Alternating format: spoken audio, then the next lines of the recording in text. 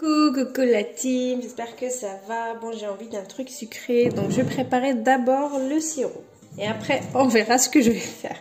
Je sais pas encore. Déjà, pour préparer le sirop, il vous faut 3 verres. Le verre, il fait 200 ml. Voilà. Donc, 3 verres et demi de sucre. Donc, 3 verres et demi de sucre et pareil, la même quantité. 3 verres et demi d'eau. 1, 2, donc 3 et demi.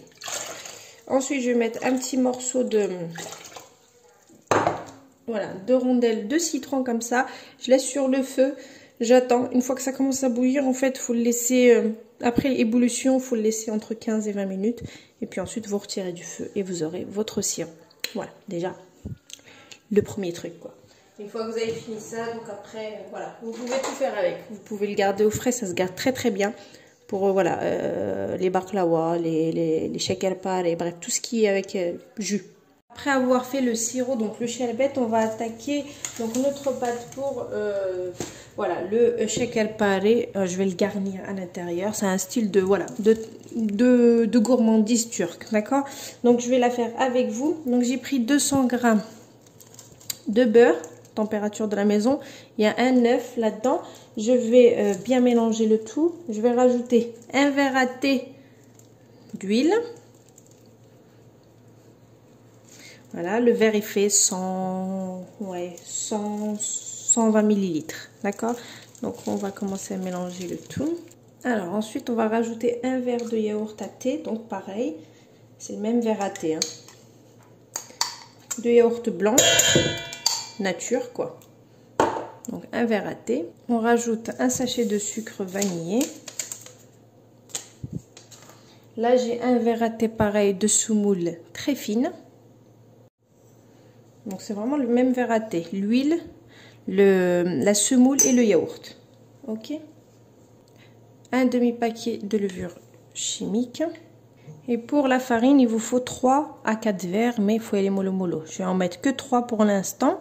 Donc le verre il fait 230 à 240 ml. Il faut avoir une pâte trop ni trop collante ni trop sec en fait. Il faut qu'elle soit molle comme une pâte à sabler en fait. Voilà, donc là ça m'en fait 3. Et après je verrai. Donc j'ai mis 3 verres.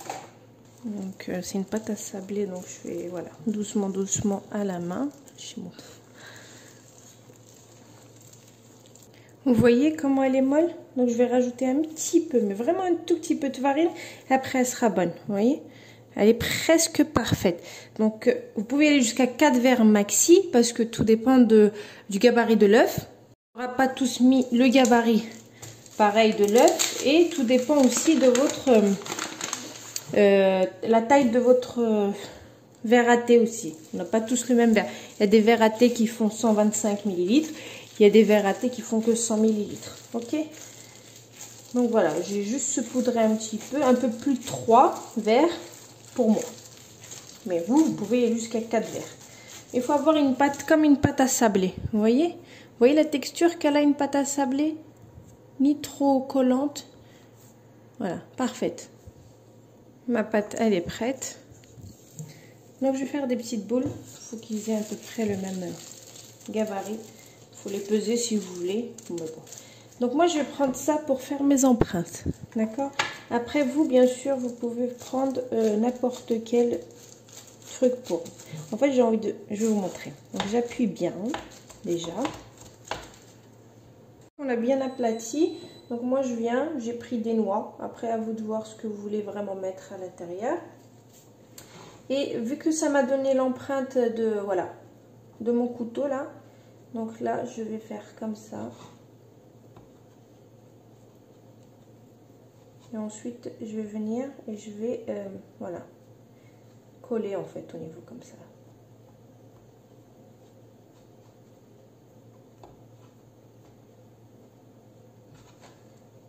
Et ensuite on décolle. Et vous voyez, il faut bien appuyer pour pas que ça ressort. Et on a ça. Voilà. On met sur notre plateau parce que ça va aller au four. Et je vais faire ça pour toute ma pâte. Tout simplement. Donc papier cuisson, vous mettez vos, voilà, vos gâteaux. bien sûr, préparer le sirop avant. Et puis voilà quoi. Donc j'ai fini de les faire comme vous pouvez le faire ici. Vous pouvez mettre n'importe quel, vous pouvez mettre des pistaches, des noix, des cacahuètes, bref, tous les fruits secs que vous voulez à l'intérieur. Je vais mettre ça à 180 degrés jusqu'à avoir une belle dorure. Et ensuite je sors. Donc mon sirop je l'avais fait. Il est là. Il est bien froid. Et il faut que ça soit bien chaud bien sûr. En sortant du four, je mets directement le sirop, le sherbet par-dessus. Ok. Donc voilà, le sherbet comme je vous ai dit, après ébullition, vous laissez 20-25 minutes à peu près. Et puis vous éteignez. Puis voilà, donc je fais cuire ça à une belle, il faut que ça soit une belle dorure. Ensuite je sors, je coule le sirop froid par-dessus. Vous décorez avec ce que vous voulez. Un peu de noix de coco, un peu de poudre de pistache, un petit peu de ci, un peu de ça. Et le tour est joué. Voilà. Allez, restez connectés, à tout de suite. Vous pouvez voir la première cuisse, enfin le premier plat il est cuit. Donc je vais mettre, c'est chaud, c'est très chaud. Je vais tout de suite mettre du sirop par-dessus. On entend le chut. Bon, vous êtes un peu trop loin. Vous ne l'entendrez pas. Donc je vais mettre un petit peu pour l'instant. Je vais garder pour l'autre plateau qui va pas tarder à sortir. Voilà, vous voyez la dorure que j'ai eue?